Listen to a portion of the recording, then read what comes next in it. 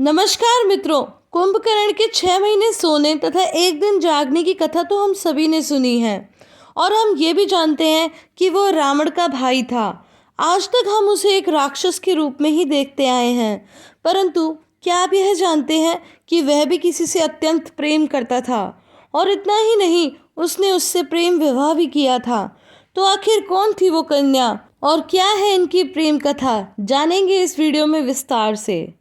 आइए सुनते हैं। मित्रों, जैसा कि हम सभी जानते हैं कि रावण ने माता सीता का अपहरण किया था और इसीलिए श्री राम ने उसका वध कर दिया। किंतु युद्ध होने से पहले श्री राम ने इस युद्ध को रोकने का प्रयास करते हुए अंगद को भी रावण के पास भेजा था, अपना दूत बनाकर, ताकि वह माता सीता को लौटा दे और युद्ध टल सके।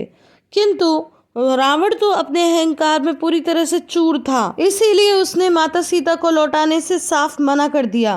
अतः जब यह निश्चित हो गया कि अब तो युद्ध होके रहेगा, तब दोनों ही अपनी अपनी सेना को तैयार करने लगे। इसी बीच मामा मारीच और कुंभकर्ण ने रावण को सलाह दी कि वह राजा भल्लाधर से सहायता लें। उनका कहना था कि यदि वह ऐसा करते हैं तो रावण की राक्षसी सेना और भी बड़ी हो जाएगी और फिर श्री राम और वानर सेना को हराना और भी ज़्यादा सरल हो जाएगा।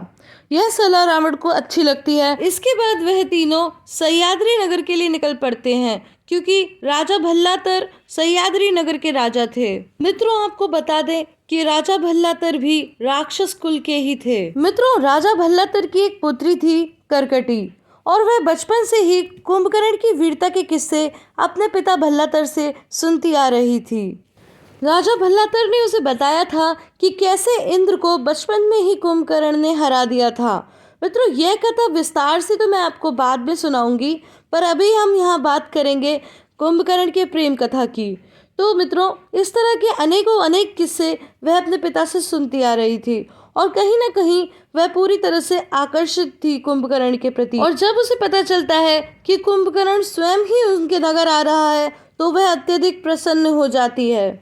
इसके बाद जब रावण मारीच और कुंभकर्ण के साथ सह्याद्री नगर पहुंचता है, तो भल्लातर उसका बहुत स्वागत करते हैं और बातचीत के दौरान राजा भल्लातर यह भी बताते हैं कि उनकी पुत्री और कुंभकर्ण से मिलने के लिए आतुर है, क्योंकि उसने बचपन से ही कुंभकर्ण की वीरता के किस्से अपने पिता से सुने हुए हैं। जब कुंभकर्ण करकटी से मिलता है तो वह उसे देखते ही उस पर मुग्ध हो जाता है। बस फिर क्या था, दोनों विवाह के बंधन में बंध जाते हैं। कुछ समय सह्याद्री में बिताने के बाद कुंभकर्ण भी अपने भाई रावण के साथ युद्ध में सम्मिलित होने चला जाता है, परंतु कुंभकर्ण ऐसे युद्ध के माहौल में अपनी पत्नी को लंका नहीं ले जाना चाहता था।